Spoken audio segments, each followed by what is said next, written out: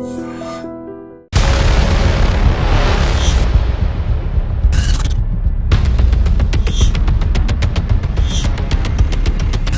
To iDream. Civil service fitness ఉన్న వాళ్ళకి మాత్రమే, దివ్యాంగులు కాదంటూ ఐఏఎస్ ఆఫీసర్ స్మితా సబర్వాల్ చేసిన ట్వీట్ పై ఈరోజు తెలుగు రాష్ట్రాల్లో దివ్యాంగులందరూ రోడ్డు మీదకి వచ్చారు. ముఖ్యంగా సివిల్స్ మెంటర్ ఉన్న బాలలత మేడతో పాటు చాలా మంది ప్రెస్ క్లబ్లో ప్రెస్ మీట్ పెడుతూ స్మితా సబర్వాల్ వ్యాఖ్యలు వెనక్కి తీసుకోవాలని, ఆమెపై ప్రభుత్వం కూడా చర్య తీసుకోవాలని డిమాండ్ చేశారు. ఇది ఆమె వ్యక్తిగత మాటలా, లేదు ప్రభుత్వమే ఆమెతో చెప్పించిందా అనే కోణంలో కూడా బాలలత మేడంతో పాటు మరికొంతమంది డిమాండ్ చేస్తున్నారు. ఇదే అంశంపై మనతో మాట్లాడడానికి senior IAS officer, Madhya Pradesh cadre P Narahari గారు ప్రస్తుతం ఇండోర్ నుంచి మనతో లైవ్ లో ఉన్నారు. అని అడిగి ఆమె వ్యాఖ్యలు తప్పుపడతారా, లేదు బాలలత మేడం చెప్తున్న వ్యాఖ్యలను సమర్థిస్తారా అనే విషయాన్ని సార్ నాటి తెలుసుకుందాం. సార్ నమస్తే అండి. నమస్కారం మురళి గారు. నమస్తే సార్ స్మితా సబర్వాల్ గారు చేసిన ఈ ట్వీట్ అనేది ఇప్పుడు తెలుగు రాష్ట్రాలతో పాటు చాలా ప్రాంతాల్లో కూడా ఒక పెద్ద సెన్సేషన్ అయిందండి. అంటే సివిల్స్ వాళ్ళు ఫిట్నెస్ ఉండాలి, ఎప్పుడైనా ఏదో ఇష్యూ అయితే గ్రౌండ్ లెవెల్కి వెళ్ళాలి కాబట్టి ఫిట్నెస్ ఉన్న వాళ్ళు మాత్రమే రండి అంటూ ఆమె ఒక ట్వీట్ చేశారు. దాని మీద బాలలత మేడంతో పాటు తెలుగు రాష్ట్రంలో దివ్యాంగులందరూ కూడా ఈరోజు చాలా స్పష్టంగా డిమాండ్ చేస్తున్నారు. ఆమె వ్యాఖ్యలు వెనక్కి తీసుకోవాలి. ముఖ్యంగా ఆమె చేసిన వ్యాఖ్యలు కండక్ట్ ఆఫ్ రూల్ కింద వస్తుందా, లేదా గవర్నమెంట్ చెప్పిందా అనే విషయంపై వాళ్ళు చాలా క్లారిటీగా అడుగుతున్నారు. నరహరి గారు ప్రస్తుతం మనతో లైవ్ లో ఉన్నారు. నరహరి గారు మాట్లాడే ముందు ఒకసారి స్మితా సబర్వాల్ గారు చేసిన ట్వీట్ ఏంటి, ఆమె ట్విట్ పై బాలలత గారు ఏమన్నారో ప్రెస్ మీట్ లో ఒకసారి చూద్దాం.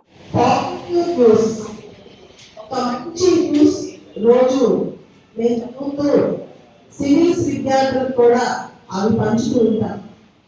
ఈరోజు దురదృష్టం, మా దురదృష్టం, తెలుగు జాతికి ఒక దురదృష్టం.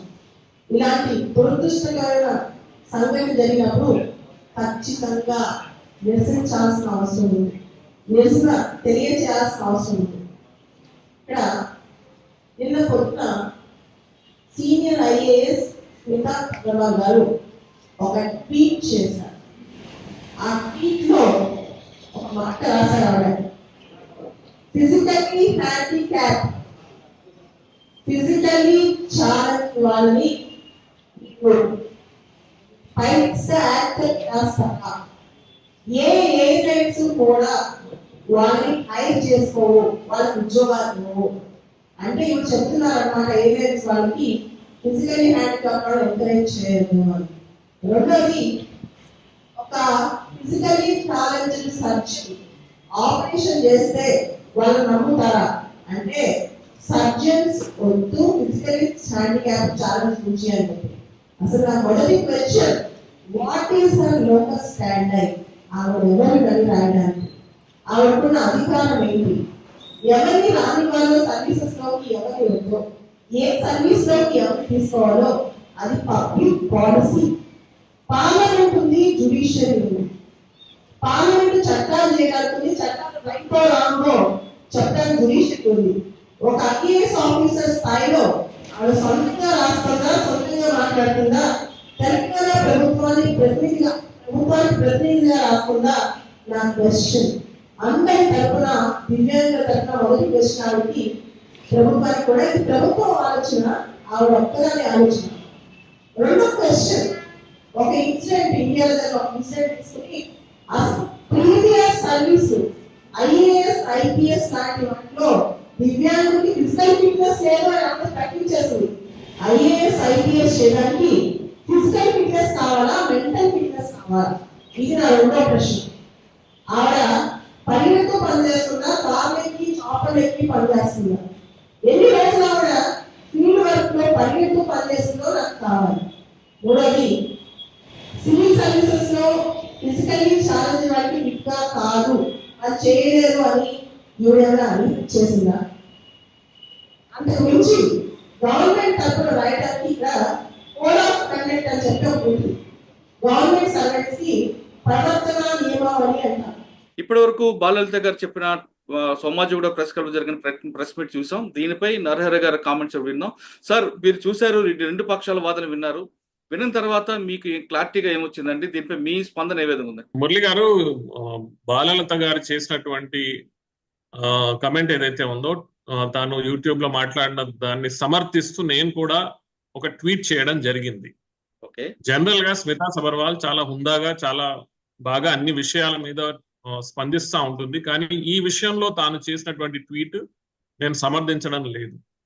బాలలత గారు ఏదైతే విషయము చెప్పినారో దాంట్లో చాలా స్పష్టత ఉన్నది. వారు చేసిన కమెంట్స్ ఏదైతే ఉన్నాయో అవి దివ్యాంగులకి అనుగుణంగా దివ్యాంగుల పక్షాన ఏదైతే ఉన్నదో దాన్ని మనం అర్థం చేసుకోవాలి.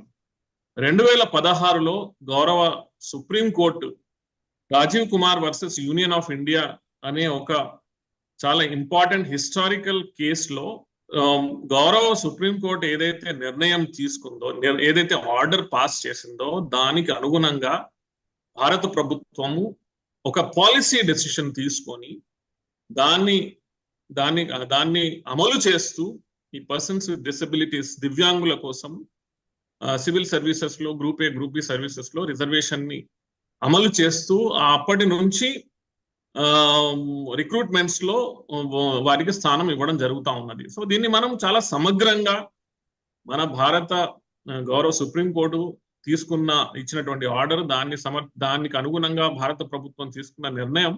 సో మన భారతదేశ సర్వోచ్చ సంస్థ న్యాయాలయమైనటువంటి గౌరవ సుప్రీంకోర్టు ఇది ఇచ్చినటువంటి ధర్మాసనం ఇచ్చినటువంటి నిర్ణయానికి అనుగుణంగా భారత ప్రభుత్వం సమగ్రంగా ఆలోచించి అన్ని రకాలుగా రిజర్వేషన్స్ ఏవైతే ఉన్నాయో పర్సన్స్ విత్ డిసబిలిటీస్ అంటే దివ్యాంగులకు ఏ విధంగా రిజర్వేషన్లు కల్పించాలనే దాని మీద సమగ్రంగా ఆలోచించి తీసుకున్నటువంటి ఒక పాలసీ డెసిషన్ ఇది, ఒక నిర్ణయం. ఈ నిర్ణయానికి అనుగుణంగా ఈ రిజర్వేషన్లని దివ్యాంగుల కోసం group A group B services మరియు సివిల్ సర్వీసెస్ కోసం అనేసి నిర్ణయం తీసుకొని రిక్రూట్మెంట్ లో వారికి స్థానం కల్పించడం జరుగుతూ ఉన్నది. ఓకే సార్, స్మితా సబర్వాల్ గారు చేసిన ట్వీట్ పాలసీకి వ్యతిరేకంగా చేసి అనుకోవాలా లేదా ఆమె వ్యక్తిగత అభిప్రాయంగా భావించాలా? సోషల్ ఈ మీడియాలో వచ్చేటటువంటి ఇప్పుడు నేను మీతో మాట్లాడుతున్నానంటే ఇది వ్యక్తిగత అభిప్రాయమా కాదా అని ఉండదండి. ఒక సివిల్ సర్వెంట్ అనే అతను తాను ఏ మీడియం ద్వారా అది సోషల్ మీడియానా లేకపోతే టీవీ ఛానల్సా లేకపోతే ఇంకే మీడియం ద్వారా అయినా తమ అభిప్రాయాన్ని వ్యక్తపరచడం అనేది అది తమ వ్యక్తిగత అభిప్రాయానికి ఇక్కడ చోటు లేదండి. ఎవరైనా కూడా కానీ ఏ సివిల్ సర్వెంట్ అయినా కూడా కానీ ఏ విధంగా ఏ మీడియం ద్వారా అయినా తమ అభిప్రాయాన్ని వ్యక్తపరిచినా అది వ్యక్తిగతమా అని లేకపోతే ఇంకేదో అని చూడడం జరగదు. అది మీ అభిప్రాయమే అది. ఓకే, కానీ అందులో మేడం తీసుకున్న లేడు పూణే ఇష్యూనే కేస్ స్టడీగా తీసుకొని మాట్లాడుతున్నట్లుగా కనిపిస్తుంది కదండి. అవునండి, ఒక ఇన్సిడెంట్ ఇక్కడ మనము బాగా అర్థం చేసుకోవాల్సింది పూజా ఖేడ్కర్ అనేటువంటి ఒక ఇన్సిడెంట్ ఏదైతే ఉందో ఆ ఒక్క ఇన్సిడెంట్ ని పట్టుకొని మనం మొత్తం దివ్యాంగుల మీదనే ఒక ప్రశ్న సాధించడం అనేది ఏమాత్రం కరెక్ట్. దివ్యాంగులు అనేవాళ్ళు ఎవరైతే ఉన్నారో వీరికి ఎలాంటి సర్వీసెస్ లో ఎలాంటి గ్రూప్ ఏ గ్రూప్ బి కానీ ఐఏఎస్ ఐపీఎస్ కానీ దేంట్లో స్థానం కల్పించాలి, దేంట్లో స్థానం కల్పించకూడదు అనేది యూపీఎస్సీ తీసుకునే నిర్ణయం. అది భారత ప్రభుత్వం DoPT department of personal training వారు ఈ సర్వీసెస్లకి దివ్యాంగులు వర్తిస్తారు, వీటికి వర్తించరు అని వారు తీసుకున్నటువంటి ఒక సమగ్రమైనటువంటి నిర్ణయం. ఆ సమగ్రమైనటువంటి నిర్ణయం ఏదైతే ఉందో దాన్ని అన్ని యాంగిల్స్ నుంచి ఆలోచించి తీసుకున్నటువంటి నిర్ణయం. అది డాక్టర్లని సంప్రదించి సంబంధించినటువంటి ఎక్స్పర్ట్స్ ని వాళ్ళ అభిప్రాయాలు తీసుకున్న తర్వాత ఏ సర్వీసెస్ కి ఎవరిని ఎంపిక చేయాలని ఆలోచించి తీసుకునేటువంటి నిర్ణయం. ఇక్కడ పూజా ఖేడ్కర్ అనేటువంటి ఒక కేసు ఏదైతే ఉందో ఇది డెఫినెట్ గా మనం అందరం ఆలోచించాల్సినటువంటి విషయం. యూపీఎస్సీ ద్వారా ఏదైతే రిక్రూట్మెంట్ ప్రాసెస్ తీసుకోవడం జరుగుతుందో ఒక దీర్ఘకాలికమైనటువంటి ఒక 3 లెవెల్స్ ఆఫ్ ప్రాసెసెస్ నుంచి వెళ్ళిన తర్వాత ఆ తర్వాత మెడికల్ ఎగ్జామినేషన్స్ ఇవన్నిటిని దాటిన తర్వాత ఒక వ్యక్తిని ఎంపిక చేయడం జరుగుతుంది. ఇంతటి పెద్ద ప్రాసెస్ ని, ఇంతటి లాంగ్ ప్రాసెస్ ని పూజా ఖేడ్కర్ దాన్ని అంటే యూపీఎస్సీనే ఒక పకడ్బందీగా తాను ఛేదించి ఈ స్థాయికి చేరుకోగలిగిందనంటే ఎక్కడో దగ్గర యూపీఎస్సీ ఆత్మ అవలోకనం చేసుకోవాల్సినటువంటి అవసరం ఉన్నది. ఇలాంటి కేసెస్ మున్ముందు జరగకుండా చూడాల్సినటువంటి అవసరం ఉన్నది. ఆ ఒక్క కేసును చేయబట్టి ప్రతి దివ్యాంగులని మనం ప్రశ్నించడం, వారి మీద ప్రశ్నార్థకంగా వారిని మిగల్చడం, అసలు టోటల్ రిజర్వేషన్ వ్యవస్థనే మనము వాటి మీదనే మనము ప్రశ్న సాధించడం అనేది ఏమాత్రము కరెక్ట్ కాదు. మేడం ఏమంటున్నారంటే అందులో మన స్మితా సబర్వాల్ గారు, సార్ సివిల్స్ కాదు ఒకవేళ ఐపీఎస్ అయితే తీసుకుంటారా అని క్వశ్చన్ చేశారు. తీసుకుంటారా తీసుకోకపోవడం అనేది మనం నిర్ణయించేది కాదండి, వ్యక్తులు నిర్ణయించేది కాదు. ఇది వ్యవస్థ నిర్ణయించేటటువంటి విషయం. ఇది ఇక్కడ యూపీఎస్సి అనేది ఒక వ్యవస్థ. అదే యూపీఎస్సి ద్వారా నేను, అదే యూపీఎస్సి ద్వారా మీరు, అంటే స్మిత కూడా ఇదే వ్యవస్థ ద్వారా ఎంపికైనాము.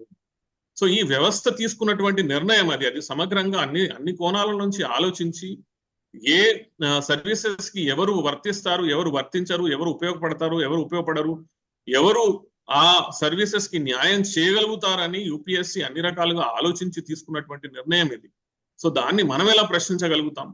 మనం ఒకవేళ ప్రశ్నించే వాళ్ళమే అయితే మనకి వేరే మాధ్యమాలు ఉన్నాయి, దానికి సంబంధించినటువంటి మాధ్యమాలు ఉన్నాయి. ఆ మాధ్యమాల ద్వారానే మనం దాన్ని ప్రశ్నించుకోవాలి. కానీ ఇది భారత ప్రభుత్వం తీసుకున్నటువంటి ఒక సమగ్ర నిర్ణయం.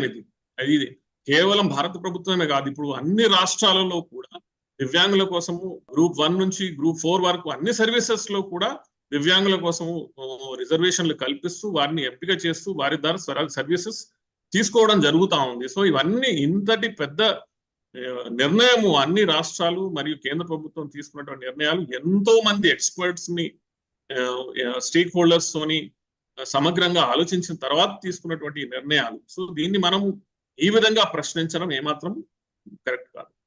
సార్ ఆవిడ సీఎంఓలో పనిచేశారు చాలా కాలంగా, ఆవిడకి తెలియకుండానే ఇంత ఇటువంటి ఇష్యూ డెలికేట్ ఇష్యూని ఆవిడ డీల్ చేస్తుంటారు అనుకోవచ్చా, లేదు బై మిస్టేక్ అనుకోవచ్చా?